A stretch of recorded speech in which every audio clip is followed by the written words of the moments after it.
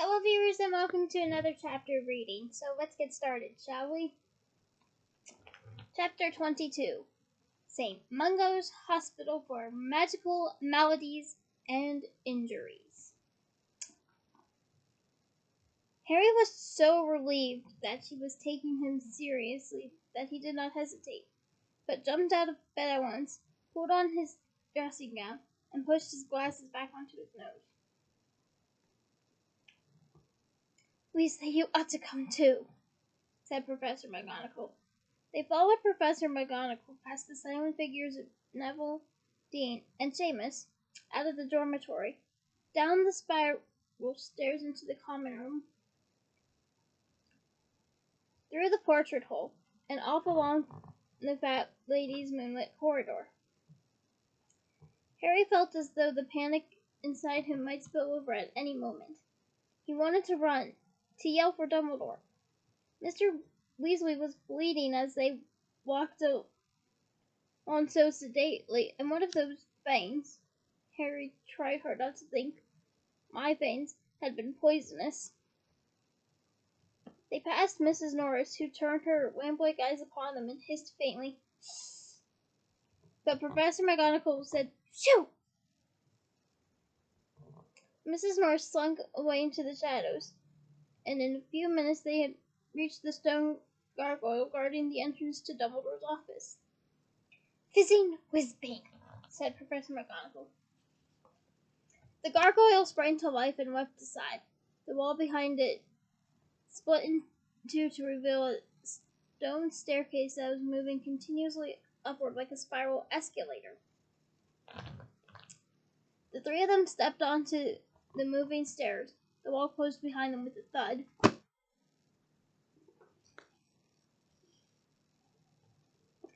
And they were moving upward in tight circles until they reached the highly polished oak door with the brass knocker shaped like a griffin. I guess you could say that the entrance to Dumbledore's office is a griffin door. A tribute to his Hogwarts house, maybe? Sorry. As a Gryffindor, I just had to put that in there. Though it was well past midnight, there were voices coming from inside the room. A positive babble of them. It sounded as though Dumbledore was entertaining at least a dozen people. Professor McGonagall rapped 3 times with the griffin knocker.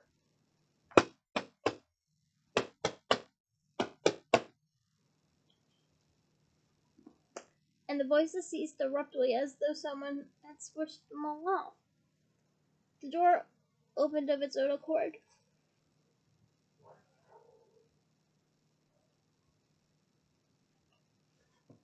And Professor McGonagall led Harry and Ron inside.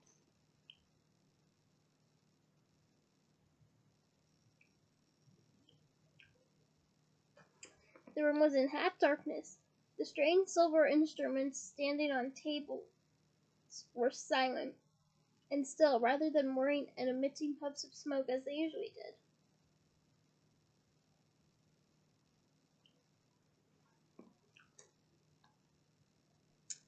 The portraits of old headmasters and headmistresses covering the walls were all snoozing in their frames. Behind the door, a magnificent red and gold bird, the size of a swan, dozed on its perch with its head under its wing. "Oh, it's you, Professor McGonagall. And, Dumbledore was sitting in a high-backed chair behind his desk. He leaned forward into the pool of candlelight, illuminating the papers laid out before him. He was wearing a magnificently embroidered purple and gold dressing gown over a snowy white nightshirt, but seemed wide awake, his penetrating light blue eyes fixed intently upon Professor McGonagall.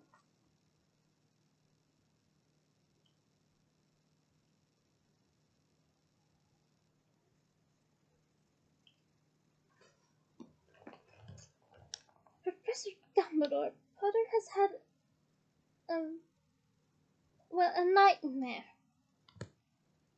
said Professor McGonagall.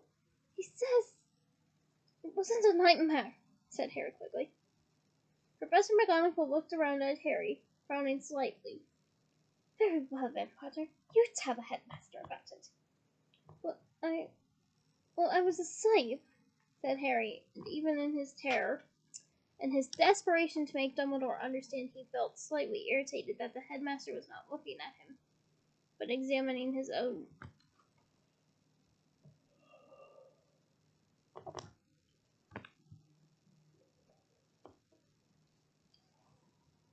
Interlocked fingers. But it wasn't an ordinary dream. It was real. So what happened? He took a deep breath.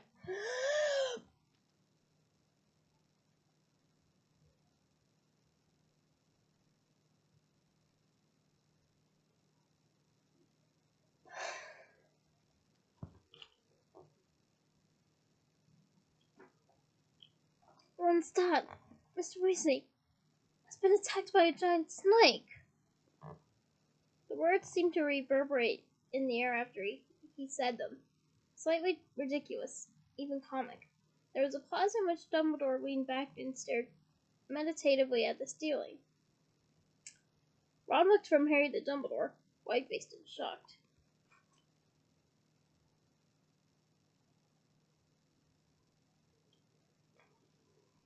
How did you see this? Asked Dumbledore quietly, still not looking at Harry.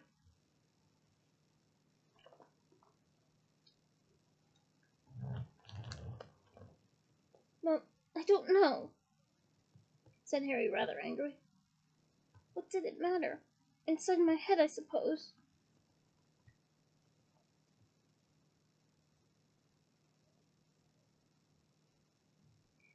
You misunderstand me, said Dumbledore, still in the same calm tone. I mean, can you remember where you were positioned as you watched this attack happen? Perhaps you were standing beside the victim, or else looking down on the scene from above. This was such a curious question that Harry gaped at Dumbledore. It was almost as if though he knew. It was the snake, he said. I saw it all from the snake's point of view. Nobody else spoke for a moment.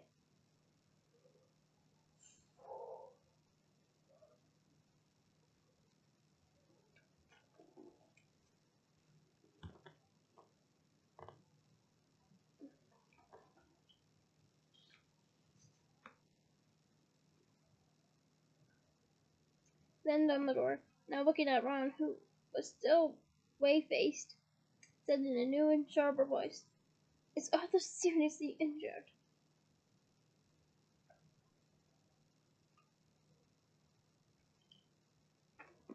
Yes, said Harry empathetically. Were they all too slow on the uptake? Did they not realize how much a person would when veins that long pierce their side?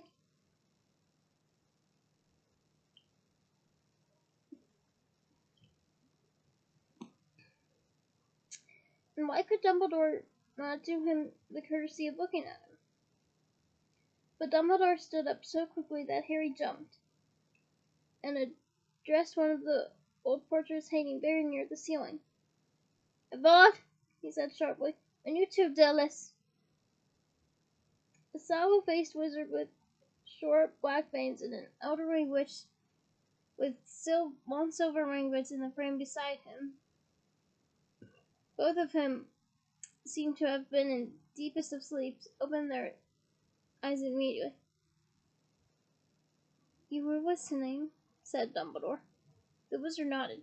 The witch said, Naturally.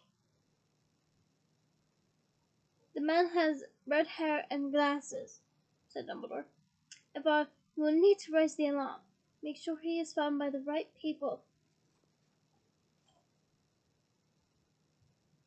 Both nodded and moved sideways out of their frames, but instead of emerging in neighboring pictures, as usually happened at Hogwarts, neither reappeared. One frame now contained nothing but the backdrop of a dark curtain, the other a handsome leather armchair. Harry noticed that many of the other headmasters and mistresses on the walls, though snoring and drawing most convincingly, kept sneaking peeks at him under their eyelids. And he suddenly understood who had been talking when they had knocked. Evrard and Dilwys were two of Hogwarts' most celebrated heads, Dumbledore said, now sweeping around Harry, Ron, and Professor McGonagall, and approaching the magnificent sleeping bird on his perch beside the door. There were now is such that both portraits hanging in other important wizarding institutions. As they are free to move between their own portraits, they can tell us what may be happening elsewhere.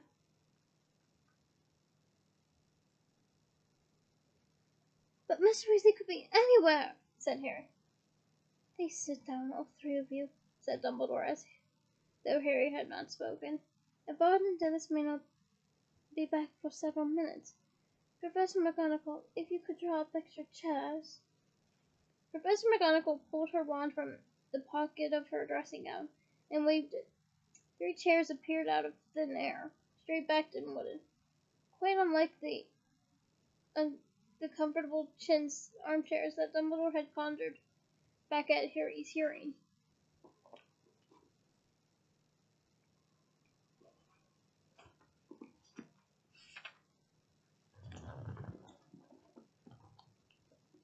Harry sat down, watching Dumbledore over his shoulder.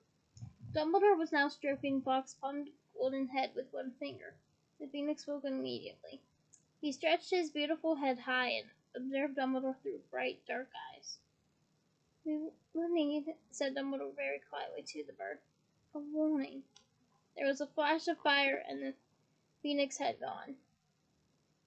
Dumbledore now swooped down upon one of the fragile silver instruments whose function Harry had never known, carried it over to his desk, sat down facing them again, and tapped it gently with the tip of his wand. The instrument tinkled into life at once with the rhythmic clinking noises. Tiny puffs of pale green smoke issued from the minuscule silver tube at the top. Dumbledore watched the smoke closely. His brow furrowed, and after a few seconds, tiny puffs became a steady stream of smoke that thickened and coiled in the air. A serpent's head grew out the end of it, opening its mouth wide. Harry wondered whether the instrument was confirming his story. He looked eagerly at Dumbledore for a sign that he was right, but Dumbledore did not look up. Naturally, murmured Dumbledore, apparently to himself, still observing the steam of smoke without the slightest sign of surprise, but in essence divided. Harry could make neither head nor tail of this question. The smoke serpent, however, split itself instantly to 2 snakes, both coiling and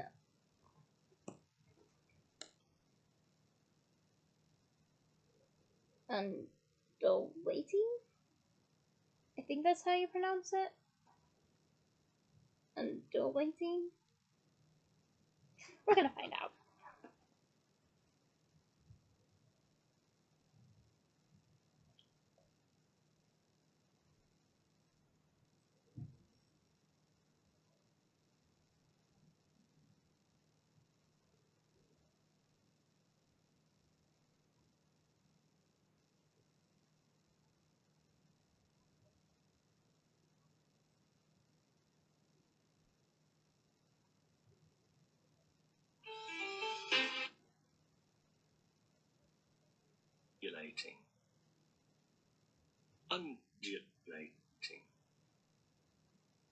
Undulating.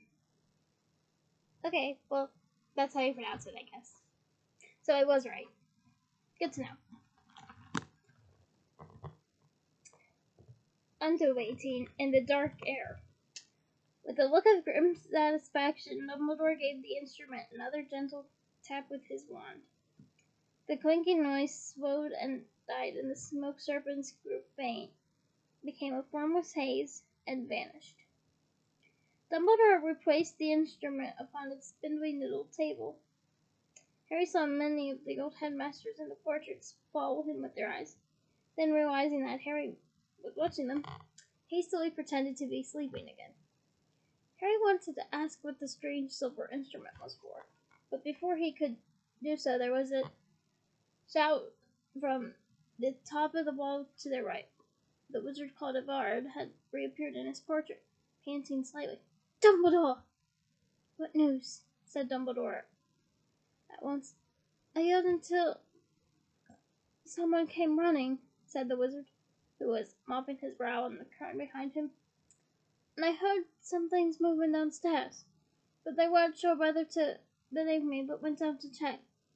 You know there are no portraits down there to watch from. Anyway, they carried him up a few minutes later. He doesn't look good. He's covered in blood. I ran along to Elfrida Cragg's portrait to get a good view as they left."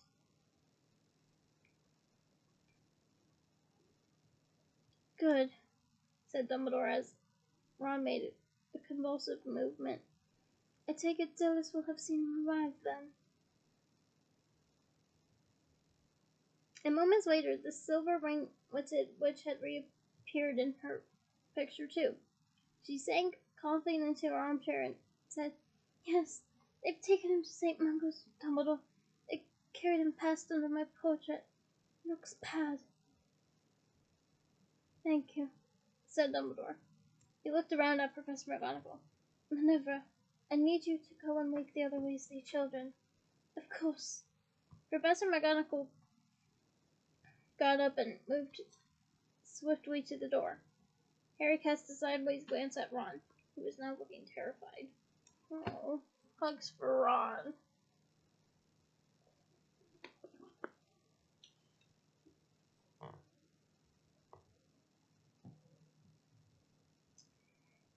"And Dumbledore, what about Molly?" said Professor McGonagall, pausing at the door. "That will be a job for Fawkes when he has finished keeping a lookout for anybody approaching," said Dumbledore. "But she may already know. That excellent clock of hers." "Yes, we all need a Molly Weasley clock." I know I sure do.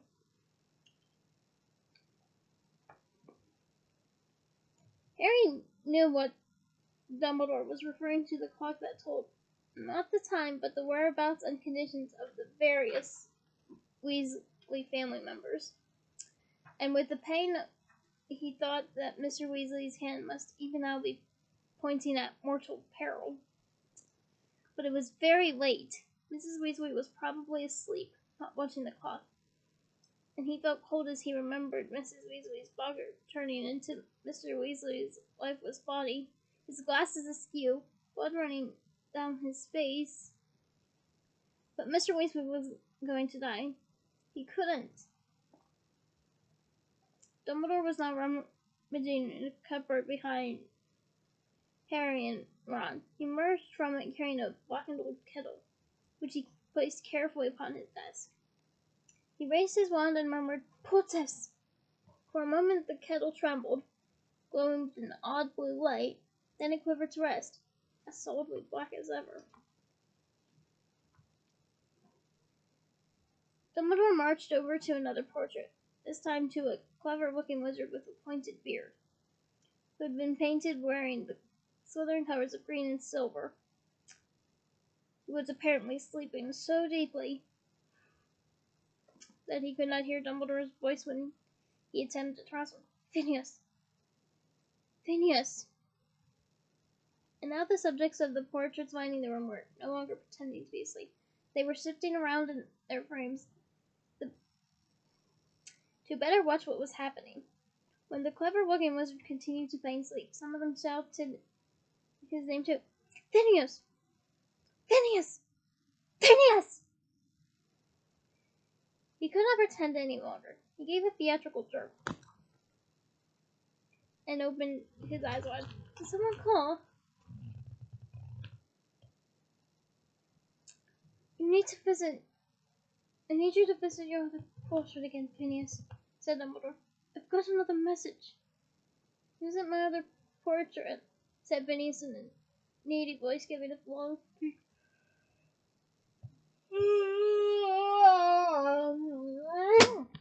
Why does this happen?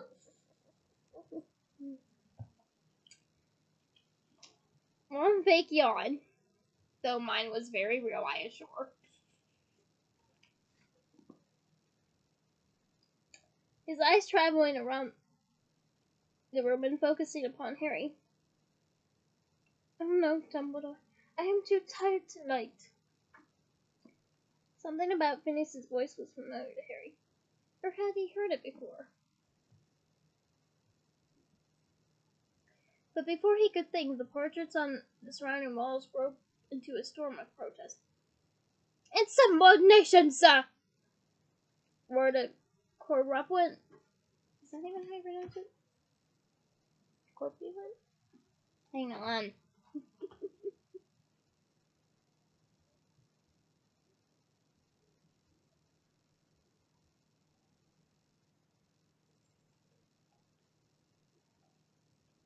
Opulent. Opulent. Opulent. Okay, so I was right the first time. Corpulent. Thank you. Red-nosed wizard brandishing his fist.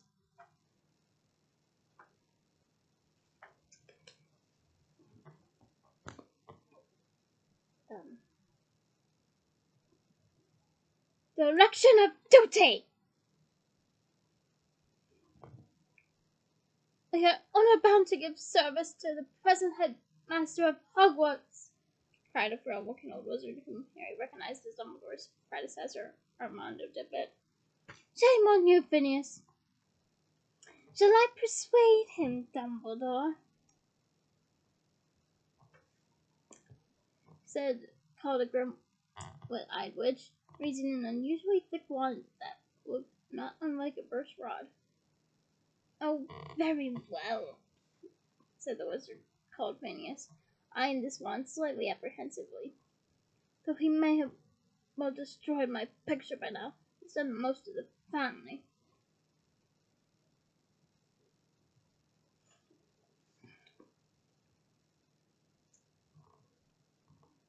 Sirius knows not to destroy your portrait, said Dumbledore, and Harry realized immediately where he had heard Phineas's name before, issuing from the apparently empty frame in his bedroom in Grimmauld Place.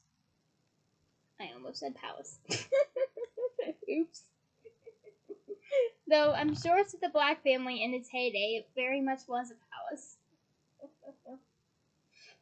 But anyway, you are to give him the message that Arthur Weasley has been gravely injured, and that his wife, children, and Harry Potter will be arriving at his house shortly.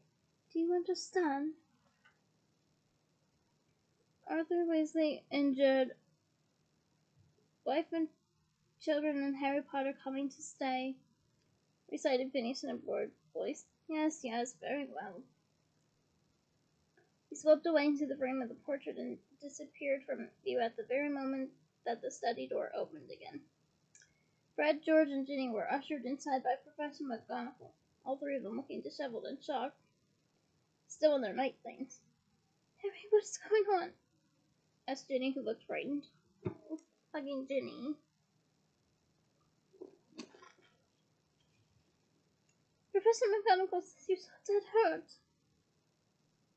Your father has been injured in the course of his work for the Order of the Phoenix, said Dumbledore before Harry could speak.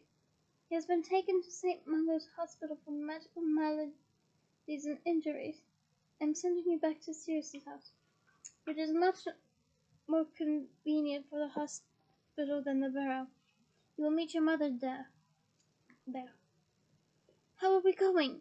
Asked Fred, looking shaken. Oh, hugging Fred.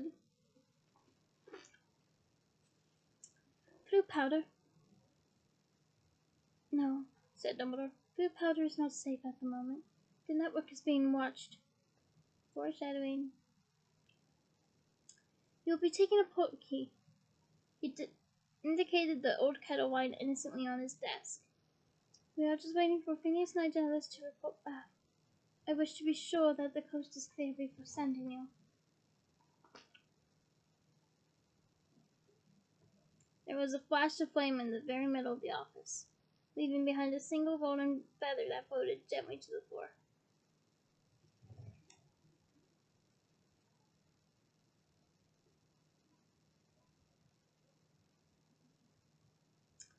It is Fox's warning, said Dumbledore, catching the feather as it fell. She must know you're out of beds. Minerva, go and head her off. Tell her any story. Professor McGonagall was gone in a swish of tartan. He says he'll be delighted, said a bored voice behind Dumbledore. The wizard called Phineas had reappeared in front of his Slytherin banner. My great-great-grandson has always had odd taste in house guests. Come here, then, Dumbledore said to Harry and the Weasleys, and quickly, before anyone else joins us. Harry and the others gathered around Dumbledore's desk. You all have used a key before? And they nodded. Reaching out to touch some part of the blackened kettle. Good. On the count of 3. 1, 2. It happened in a fraction of a second. In the infinitesimal pause between before Dumbledore said 3, Harry looked up at it. They were very close together, and Dumbledore's clear blue gaze moved from the portkey to Harry's face. At once, Harry's scar burned white hot, as though the old wound had burst open again, and unbitten, unwanted, but terrifyingly strong, there arose within Harry a hatred so powerful he felt for that instant that he would like to do nothing better than to strike, to bite, to sink his fangs into the man before him. Foreshadowing, well, not entirely foreshadowing, but it is foreshadowing in a sense. And we'll get to that in a later chapter. 3. He felt a powerful jerk behind his navel. The ground vanished from beneath his feet. His hand was glued to the kettle. He was banging into the others as he all sped forward in a swirl of covers and rush of wind.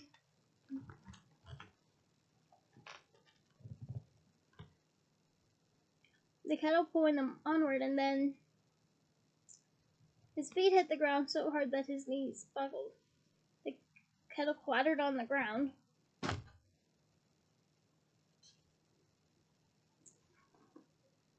And somewhere close at him, a voice saying,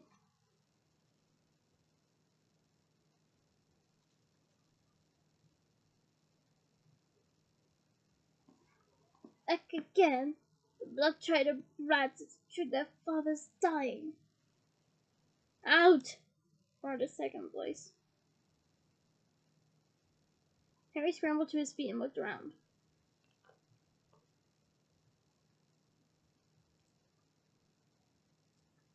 They had arrived in the gloomy basement kitchen of number 12 Grimmauld Place. The only sources of light were the fire and one guttering candle, which illuminated the remains of a solitary supper. Creature was disappearing through the door to the hall, looking back at them malevolently as he hitched up his loincloth. Sirius was hurrying toward them all, looking anxious. He was unshaven and still in his day clothes. And there was also a slightly mundungus-like whiff of stale drink about him.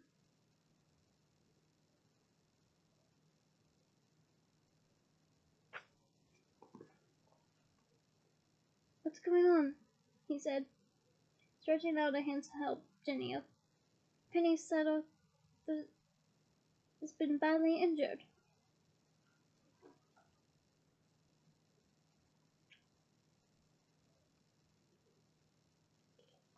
Ask Harry, said Fred. Yeah, I want to hear this for myself, said George. The twins and Ginny were staring at him. Creature's footsteps had stopped on the stairs outside. It was, Harry began, this was even worse than telling McGonagall and Dumbledore. I had a kind of vision.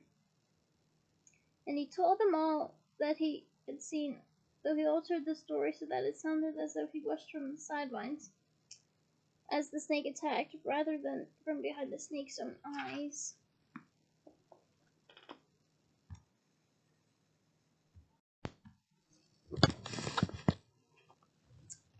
Ron, who was still very white, gave him a fleeting look, but did not speak. When Harry had finished, Fred, George, and Ginny continued to stare at him for a moment. Harry did not know whether he was imagining it or not, but he fancied there was something accusatory in their looks. Well, if they were going to blame him for just seeing the attack, he was glad he had not told them that he had been inside the snake at the time. Is Mum here?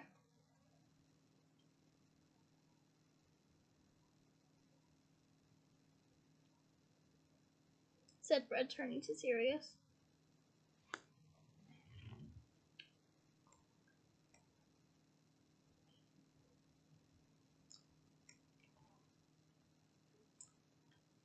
She probably doesn't even know what's happened yet, said Sirius. The important thing was to get you away before Umbridge could interfere. I expect Dumbledore's letting Molly know now. We've got to go to St. Mungo's, said Ginny urgently. She looked around at her brothers. Of course they were still in their pajamas. Sirius, can you lend us cloaks or anything? Hang on, you can't go tearing off to St. Mungo's, said Sirius. Of course we can go to St. Mungo's if we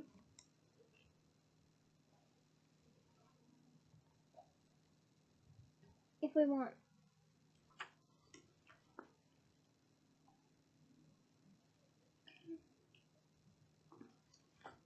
Said Fred with the mullish expression.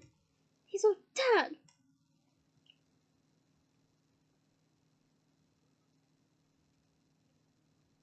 And how are you going to explain how you knew Arthur was attacked before the hospital even let his wife know? What does that matter? Said George hotly. It matters because we don't want to draw attention to the fact that Harry is having visions of things that are happening hundreds of miles away.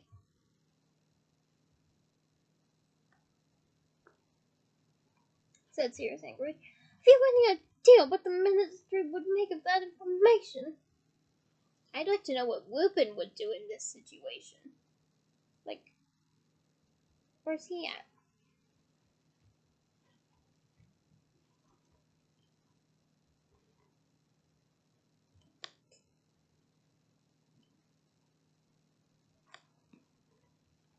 Fred and George looked as though they could not care less what the Ministry made of anything.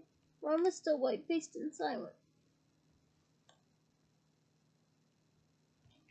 Ginny said, Somebody else could have told us. We would have heard it somewhere other than Harry. Like who? Said Sirius impatiently. Listen, your dad's been hurt while on duty for the Order, and the circumstances are fishy enough without his children knowing about it seconds after it happened. You could seriously damage the Order's... We don't care about the dumb Order, shouted Fred. It's our dad dying we're talking about, yelled George.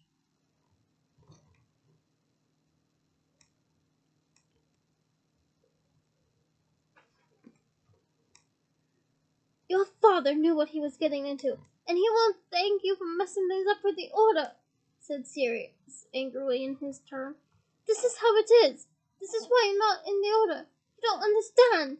There are things worth dying for.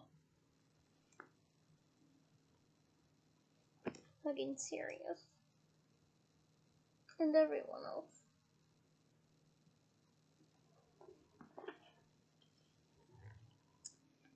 Easy for you to stay stuck here, Eldred. I don't see you risking your neck. The little color remaining in Sirius's face drained from it. He looked for a moment as though he would like to quite hit Fred, but when he spoke it was in a voice of determined calm. I know it's hard, but we all got to act as though we don't know anything yet. We've got to stay put, at least until we hear from your mother, right? Fred and George still looked mutinous. Ginny, however, took a few steps over to the nearest chair and sank into it. Hugging Ginny.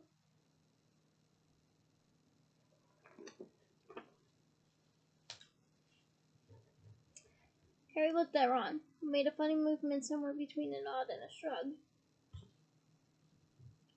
And they sat down too. The twins glared at Sirius for another minute, then took seats on either side of Ginny. That's right, said Sirius encouragingly. Come on, let's all have a drink while we're waiting. Akio Butterbeer! He raised his wand as he spoke, and half a dozen bottles came flying toward them out of the pantry, skidded around the table, scattering the debris of Sirius' meal, and stopped nearly in front of the six of them. They all drank, and for a while the only sounds were those of crackling from the kitchen fire and the soft thud of their bottles on the table.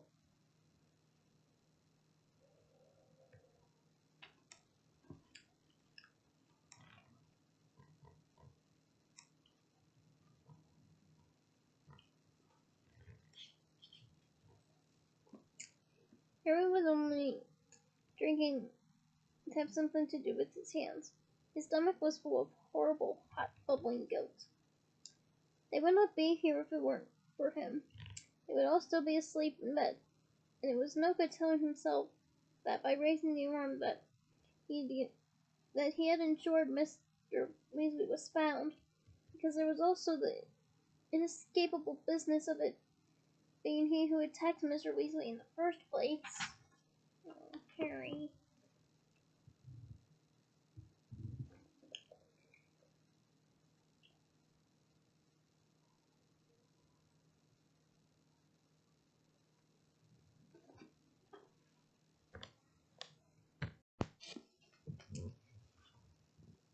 Don't be stupid. You haven't got veins, he told himself, trying to keep calm, though the hand on his butterbeer bottle was shaking. We're lying in bed. We're just attacking anyone. But then, what just happened in Dumbledore's office? He asked himself. I felt like I wanted to attack Dumbledore too. He put the bottle down on the table a little harder than he meant to, so that it flopped over onto the table. No one took any notice. Well, I would. Then a burst of fire in midair illuminated the dirty plates in front of them, and as they gave cries of shock, a scroll of parchment fell with a thud onto the table, accompanied by a single golden phoenix tail feather. Punks! Said Sirius at once, snatching up the parchment. That's what Dumbledore's writing. It must be a message from your mother. Here. He thrust the letter into George's hand, who ripped it open and read aloud. Dad is still alive. I'm setting out for St. Mungo's now. Stay where you are. I will send news as soon as I can. Mom. George looked around the table. Still alive, he said slowly. That makes it sound... He didn't need to finish the sentence. It sounded to Harry, too, as though Mr. Weasley was hovering somewhere between life and death. Still exceptionally pale, Ron stared at the back of his mother's letter as though it might speak words of comfort to him. Fred pulled the parchment out of George's hands and read it for himself, then looked up at Harry, who felt his hand shaking onto his butterbeer bottle again and clenched it more tightly to stop the trembling. If Harry had ever sat through a longer night than this one, he could not remember it. Sirius suggested once that they all go to bed, but without any real conviction, and the Weasleys' looks of disgust were answers enough. They sat mostly in silence around the table, watching the candle wick sinking lower and lower into liquid wax, now and then raising bottles to their lips, speaking only to check the time, to wonder aloud what was happening, and to reassure one another that if there was bad news, they would know straight away, for Mrs. Weasley must have long since arrived at St. Mungo's. Fred fell into a doze, his head sagging sideways onto his shoulder. Ginny was curled like a cat on her chair. I mean, nothing wrong with that. I do cat mannerisms too. So yeah, another thing her and I have in common. But her eyes were open. Harry could see them reflecting the firelight. Ron was sitting with his head in his hands. Whether awake or asleep, it was impossible to tell. And he and Sirius looked at each other every so often, intruders upon the family grief. Waiting.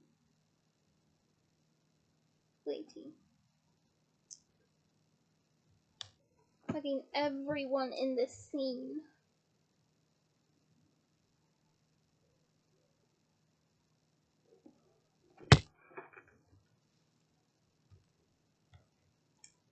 And then at 5:10 in the morning on Ron's watch, the door swung open and Mrs. Weasley entered the kitchen. She was extremely pale, but when they all turned to look at her, Fred, Ron, and Harry half rising from the chairs, she gave a wan smile. "He's going to be all right," she said, her voice weak with tiredness. "He's sleeping. We can all go and see him later. Bill's sitting with him now. He's going to take the morning off work." Yeah, smart move. Fred fell back into his chair with his hands over his face. George and Ginny got up, walked swiftly over to their mother, and hugged her. Ron gave a very shaky laugh and downed the rest of his butterbeer in one. "Breakfast!" said Sirius Wildwing joyfully, jumping to his feet. "Was that a cussed house up? Creature? Creature!" The creature did not answer the summons. "Oh, forget it then," muttered Sirius, counting the people in front of him. "So it's breakfast for, let's see, 7. Bacon and eggs, I think, and some tea and toast." Harry hurried over to the stove to help. He did not want to intrude upon the Weasleys' happiness, and he dreaded the moment when Mrs. Weasley would ask him to recount his vision.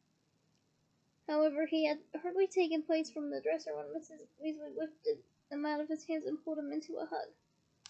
"I don't know what would have happened if it hadn't been for you, Harry," he said in a muffled voice. "They might not have found Arthur for hours, and it would have been too late.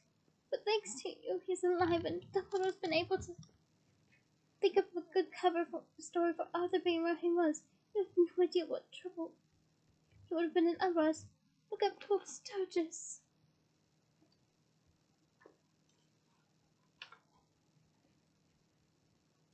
Harry could hardly stand her gratitude, but fortunately she soon released him to Sirius and thanked him for looking after her children through the night. Sirius said that he was very pleased to have been able to help, and hoped they would all stay with him as long as Mr. Weasley was in hospital.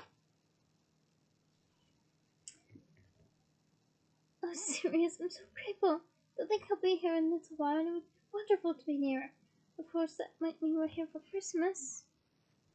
"The more the merrier," said Sirius with such obvious sincerity that Mrs. Weasley abandoned him, threw on an apron, and began to help with breakfast. "Sirius," Harry muttered, unable to stand it a moment longer, "can I have a quick word?" No." He walked into the dark pantry and Sirius followed. Without preamble, Harry told his godfather every detail of the vision he had, including the fact that he himself had been the snake who had attacked Mr. Weasley. When he paused for breath, Sirius said, "Did Dumbledore tell you this?" "Yes," said Harry impatiently, "but he didn't tell me what it meant." "Well, he doesn't tell me anything anymore." "I'm sure he would have told you if it was anything to worry about," said Sirius doubtfully. "But that's not all," said Harry in a voice only a little above a whisper. "Seriously, I think I'm going mad. back in Dumbledore's office just before we took the portkey. For a couple of seconds, the red thought I was a snake. I felt like one. My skull really hurt when I was looking at Dumbledore. Sirius, I wanted to attack him.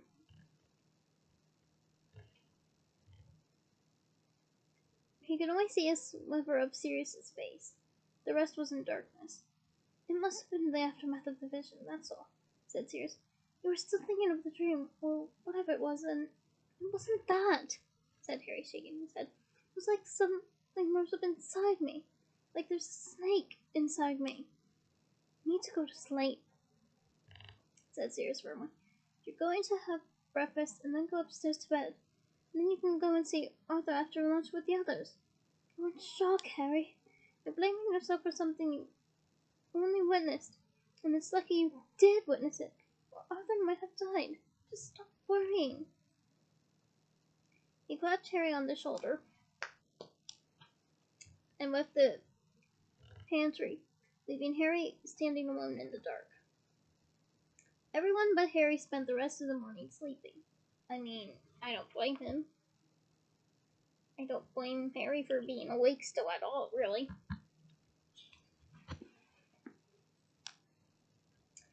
He went up to the bedroom he had shared with Ron over the summer, but while Ron crawled into bed and was asleep within minutes, Harry sat fully clothed, hunched against the cold metal bars of the bedstead, keeping himself deliberately uncomfortable, determined not to fall into a doze, and terrified that he might become the serpent again in his sleep, and awake to find that he had attacked Ron, or else slithered through the house after one of the others.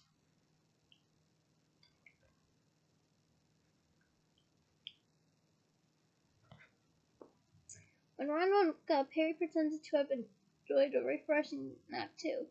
Their trunks arrived from Hogwarts while they were eating lunch so that they could dress as Muggles for the trip to St. Mungo's. Everybody except Harry was riotously happy and talkative as they changed out of the robes into jeans. I prefer leggings. And sweatshirts. Then they greeted Tonks and Mad-Eye, who had turned up to escort them across London, gleefully laughing at the bowler hat Mad-Eye was wearing at an angle to conceal his magical eye, and assuring him truthfully that Tonks, whose hair was short and bright pink again, would attract far less attention on the other ground.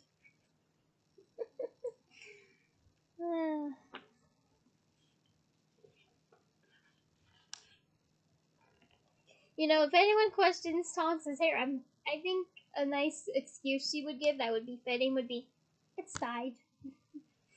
I dye my hair a lot, and this is the color I chose to dye it. That makes me happy in this otherwise tense chapter. But anyway, Tonks was very interested in Harry's vision of the attack on Mr. Weasley, something he was not remotely interested in discussing. There isn't any sea or blood in your family, is there? She inquired curiously as they sat side by side on a train rattling toward the heart of the city. No, said Harry, thinking of Professor Trelawney and feeling insulted. No, said Tonks, musing. No, I suppose it's not really prophecy you're doing, is it? I mean, you're not seeing the future, you're seeing the present. It's odd, isn't it? Useful, though.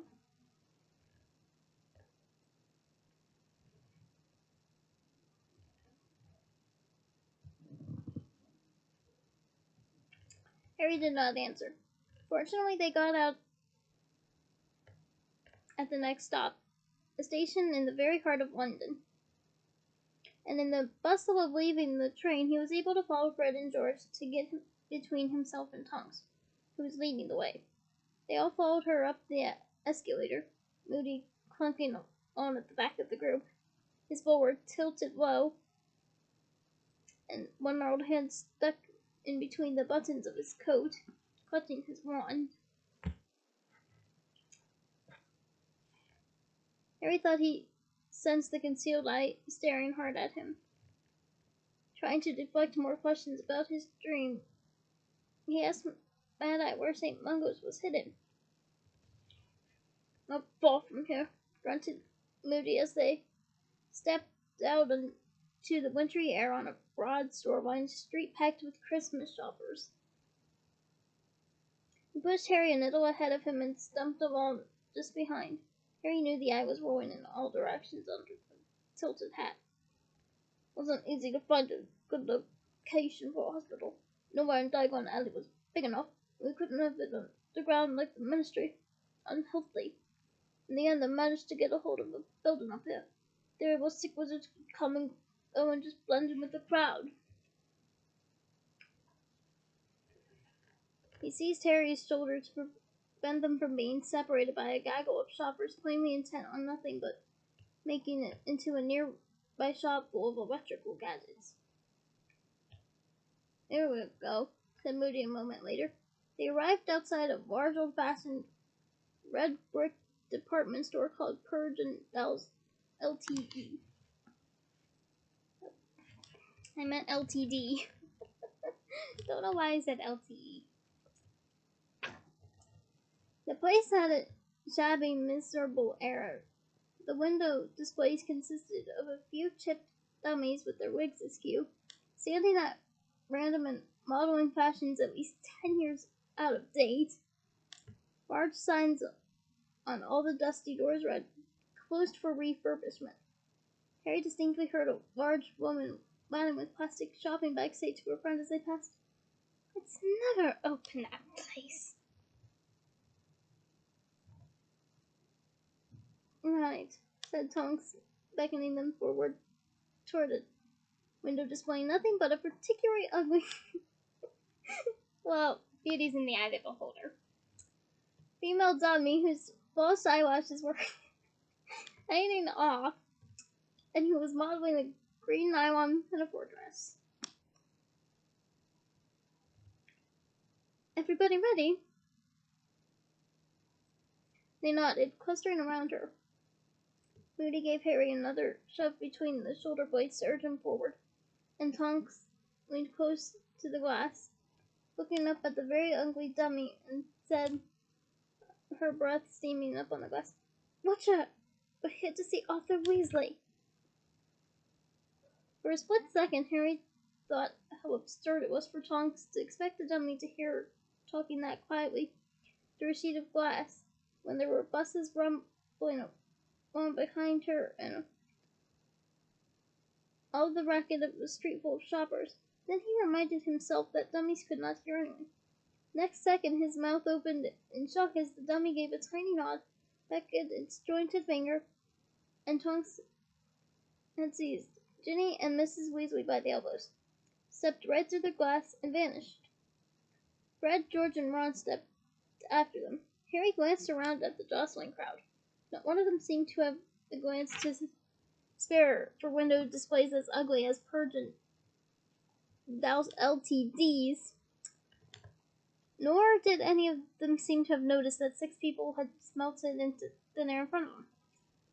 "Come on," growled Moody, giving Harry yet another poke in the back, and together they stepped forward, though what felt like a sheet of cool water, emerging quite warm and dry on the other side. There was no sign of the ugly dummy or the space where she had stood. They arrived in what seemed to be a crowded reception area, where rows of witches and wizards sat upon rickety wooden chairs, some of them perfectly normal and pursuing out-of-date copies of Witch Weekly, others sporting gruesome disfigurements such as elephant trunks or extra hands sticking out of their chests. Yeah, that no. At least an elephant trunk would be useful. But an extra hand, nope. The room was scarcely less quiet than the street outside, for many of the patients were making very peculiar noises. A sweaty-faced witch in the center of the front row, who was fanning herself vigorously with a copy of the Daily Prophet, kept letting off a high-pitched whistle as steam came pouring out of her mouth. "Teapot transfiguration spell gone wrong?" Maybe. What do you think? and a grumpy-looking warlock in the corner clanged like a bell every time he moved. And with each clang his head vibrated horribly so that he had to seize himself by the ears and hold it steady. Witches and wizards in lime green robes. No. Too bright. We're walking up and down the roads, asking questions and making notes on the boards like umbrages. Harry noticed the emblem embroidered on their chest, a wand and bone crossed. Are they doctors? He asked Ron quietly. Doctors, said Ron, looking startled. Those muggles and nutsers that cut people up? Nah, they're healers. Over here, called Mrs. Weasley over the renewed flailing of the warlock in the corner, and they followed her to the queue in front of a plump blonde witch seated at a desk marked Inquiries.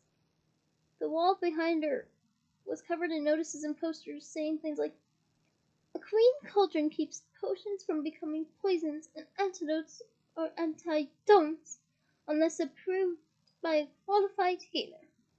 Sound advice.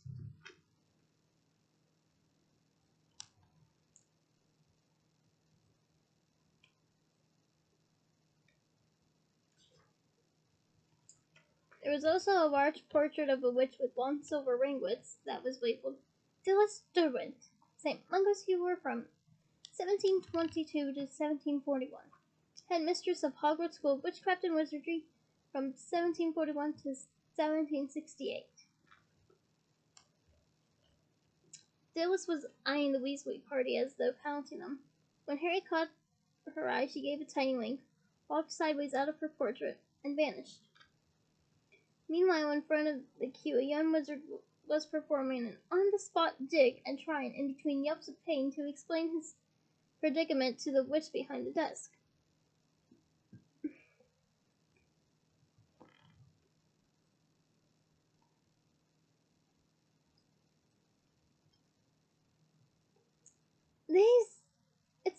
Ouch! Shoes my brother gave me, they're eating my, ouch, feet. Look at them. There must be some kind of, jinx on them, and I can't, get them off. He hopped from one foot to the other as though dancing on hot coals. The shoes don't prevent you from reading, do they? Said the blonde witch irritably, pointing at the large sign to the left of her desk. You want spell damage, fourth floor, just like it says on the floor guide. Next! The wizard hobbled and pranced sideways out of the way. The Weasley party moved forward a few steps, and Harry read the floor guide. Ancient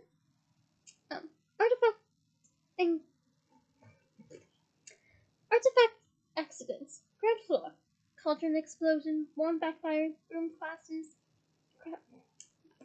crashes, etc. Creature-induced injuries. First floor. Bites, stings, burns, infected spines, etc. Magical bugs. Second floor. Contagious maladies. Examples: dragonpox, vanishing sickness, scrofungulus, potion and plant poisoning. Third floor. Rashes, regurgitation, uncontrollable giggling, etc. Spell damage. Fourth floor. Unliftable jinxes, hexes, and incorrectly applied charms, etc. Visitor's tea room and hospital shop. Fifth floor. If you are unsure where to go, incapable of normal speech, or unable to remember why you're here, our welcome witch will be pleased to help. A very old, stooped wizard with a hearing trumpet had shuffled to the front of the queue now. I'm here to see Broderick Bode, he wheezed. Ward 49, but I'm afraid you're wasting your time, said the witch dismissively. He's completely out of, Still think he's a teapot. Next! A harassed-looking wizard was holding his small daughter tightly by the ankle while she flapped around his head using the immensely large feathery wings that sprouted right out the back of her romper suit. "Fourth floor," she said the witch in a bored voice without asking, and the man disappeared through the double doors beside the desk, holding his daughter like an oddly shaped balloon. Yeah, that would be an odd shaped balloon, wouldn't it? Next, Mrs. Weasley moved forward to the desk. "Hello," she said. "My husband, Arthur Weasley, was supposed to be moved to a different ward this morning. Could you tell us, Arthur Weasley?" said the witch, running her finger down a long list in front of her. "Yes, first floor, second door on the right. Di Llewellyn Ward." "Thank you," said Mrs. Weasley. "Come on, you lot." They followed through the double doors and along the narrow corridor beyond, which was lined with more portraits of famous healers and lit by crystal bubbles full of candles that floated up on the ceiling, looking like giant soap suds. Oh, I would have loved to see that in the film. More witches and wizards passed in lime green. Can't you choose a different color like aqua? Robes walked in and out of the doors as they passed. A foul-smelling yellow gas wafted into the passageway as they passed one door, and every now and then they heard distant wailing.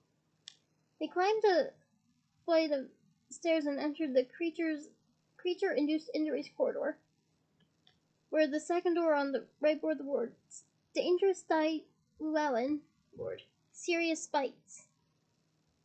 Underneath this was a card in a brass holder on which had been handwritten by Healer in charge, Hippocrates Smug, training healer Augustus Pye. "We'll wait outside, Molly," said Tonks. "Arthur won't want too many visitors at once. It ought to be just the family first." Mad-Eye growled his approval of this idea and set himself with his back against the corridor wall, his magical eye spinning in all directions. Harry drew back too, but Mrs. Weasley reached out a hand and pushed him through the door, saying, "Don't be silly, Harry. Arthur wants to thank you." The ward was small and rather dingy, as the only window was narrow and set high in the wall facing the door. Most of the light came from more shining crystal bubbles clustered in the middle of the ceiling. The walls were of paneled oak, and there was a portrait of a rather vicious-looking lizard on the wall, captioned, "Ecuart Rackharrow, 1612 to 1697, inventor of the Intrel expelling curse." There were only 3 patients. Mr. Weasley was occupying the bed at the bed end of the ward beside the tiny window. Harry was pleased and relieved to see that he was propped up on several pillows and reading the Daily Prophet by the solitary ray of sunlight falling onto his bed. He looked around as they walked toward him and, seeing who it was, beamed. "Hello," he called during the Prophet's time. "Bill just left, Molly. Had to get back to work, but he says he'll drop in on you later."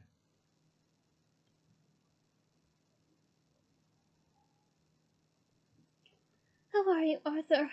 asked Mrs. Weasley, bending down to kiss his cheek and looking anxiously into his face. "You're still looking a bit peaky." "I feel absolutely fine," said Mr. Weasley brightly, holding out his good arm to give Ginny a hug. Oh. I wish I had that fatherly love growing up. I mean, don't get me wrong, I love my father figure, but I don't know. Something in me desires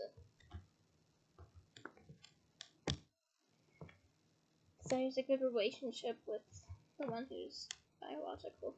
I mean, I know it'll never happen, and I'm comfortable with that, but it's just, when I was younger, I just wanted a father who would love me. Anyway. If they could only take the bandages off, I'd be fit to go home. Why can't they take them off, Dad? Asked Fred. Well, they start bleeding like mad every time they try, said Mr. Weasley cheerfully, reaching across for his wand, which lay on his bedside cabinet, and waving it so that 6 extra chairs appeared at his bedside to seat them all. It seems that there was some rather unusual kind of poison in that snake's fangs that keeps the wounds open. They're sure they'll find an antidote, though. They've said they say they've had much worse cases than mine, and in the meantime, I have to keep taking a blood replenishing potion every hour. But that fellow over there, he said, dropping his voice and nodding toward the bed opposite, in which a man lay looking green and sickly, staring at the ceiling. Bitten by a werewolf, poor chap. No cure at all. A werewolf, whispered Mrs. Weasley, looking alarmed. Is he safe in a public ward? Shouldn't he be in a private room? It's 2 weeks till full moon, Mr. Weasley reminded her quietly. I've been talking to him this morning. The healers, you know. Trying to persuade him he'll be able to lead an almost normal life. I said to him, didn't mention names, of course, but I said I knew a werewolf personally. Very nice man, who finds the condition quite easy to manage. What'd he say?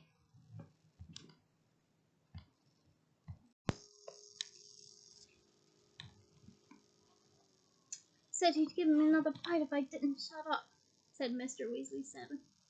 And that woman over there, he indicated the only other occupied bed, which was right beside the door, won't tell the healers what bit her, which makes us all think it must have been something she was handling illegally. Whatever it was took a real chunk out of her leg. Very nasty smell when they take off the dressings. So are you going to tell us what happened, Dad? Asked Fred, pulling his chair closer to the bed. Well, you already know, don't you? Said Mr. Weasley, with a significant smile at Harry. It's very simple. I've had a very long day, dozed off, got sneaked up on, and bitten.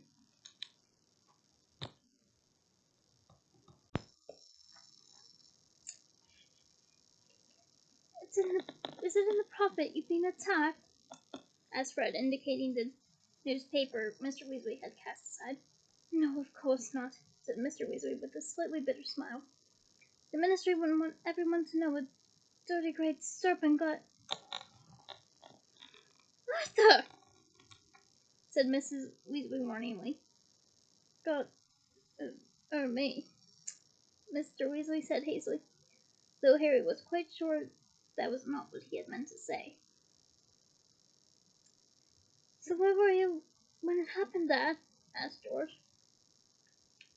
That's my business, said Mr. Weasley, though with a small smile. He snatched up the Daily Prophet, shook it open again, and said, I was just reading about Lily Witterson's arrest when you arrived. You know when they turned out to be one behind those regurgitating toilets last summer? One of his jinxes backfired, the toilet exploded, and they found him lying unconscious in the wreckage, covered from head to foot, and when you say you were on duty, Fred interrupted in a low voice, what were you doing? You heard your father, whispered Mrs. Weasley. We're not discussing this here. Go on about Lily Witterson's, Arthur. Well, don't ask me how, but he actually got off on the toilet charge. We're joined by my lovely Lily. Hi. Hi. Hi.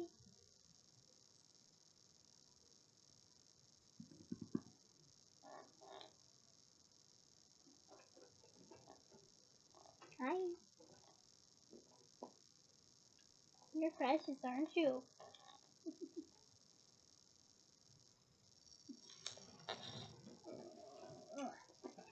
My precious baby.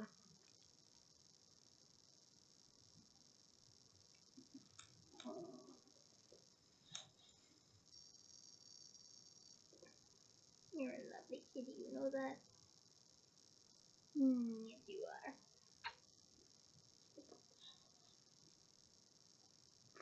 Now, where were we?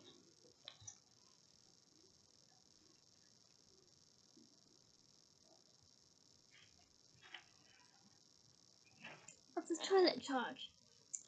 Said Mr. Weasley grimly. I can only suppose gold changed hands. You were guarding it, weren't you? Said George quietly.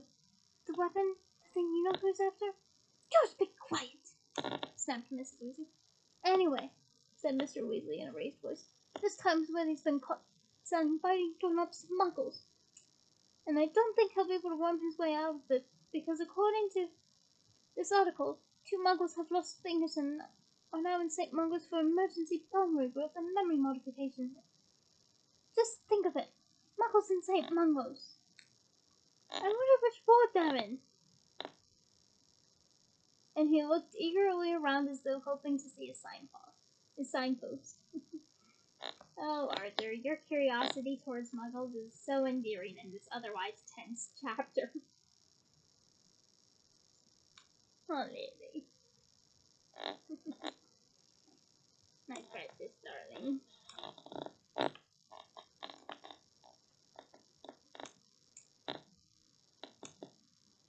Didn't you say you know who's got a snake, Harry? Asked Fred, looking at his father for a reaction. A massive one. You saw it the night he returned, didn't you? That's enough, said Mrs. Weasley crossly. Mad-Eye and Tonks are outside, Arthur.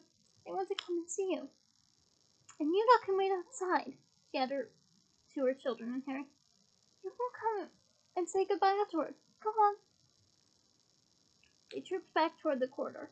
Mad-Eye and Tonks went in and closed the door of the ward behind them. Fred raised his eyebrows. Fine, he said, coolly rummaging in his pockets. Be like that. Don't tell us anything. Looking for these, said George, holding what looked like a tangle of flesh-covered string. You read my mind, said Fred, grinning. Let's see if St. Mungo's has put some penetrable traps on his ward door, shall we? Fred and he and George just entangled the string and separated 5 extendable ears from each other. Fred and George handed them around. Harry hesitated to take one. Go on, Harry, take it. It saved Dad's life. If anyone's got the right to eavesdrop on him, it's you. Grinning in spite of himself, Harry took the end of the string and inserted it to his ear as the twins had done. Okay, go, Fred whispered. The flesh-covered strings wiggled like long skinny worms. Ugh. Then snaked under the door. For a few seconds, Harry could hear nothing. Then he heard Tonks whispering as clearly as though she were standing right beside him. They searched the whole area, but they couldn't find the snake anywhere. He seems to have vanished after it attacked you, Arthur. But you know who can't have expected a snake to get in, can he? I reckon he sent it as a lookout, growled Moody. 'Cause he's not had any luck so far, has he? No, I reckon he's trying to get a clearer picture of what he's facing. And if Arthur hadn't been there, the beast would have had much more time to look around.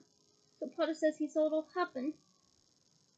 Yes, said Mrs. Weasley. She sounded rather uneasy. You know, Dumbledore seemed to have been waiting for Harry to see something like this. Yeah, well, said Moody. There's something funny about that, Potterkin. We all know that.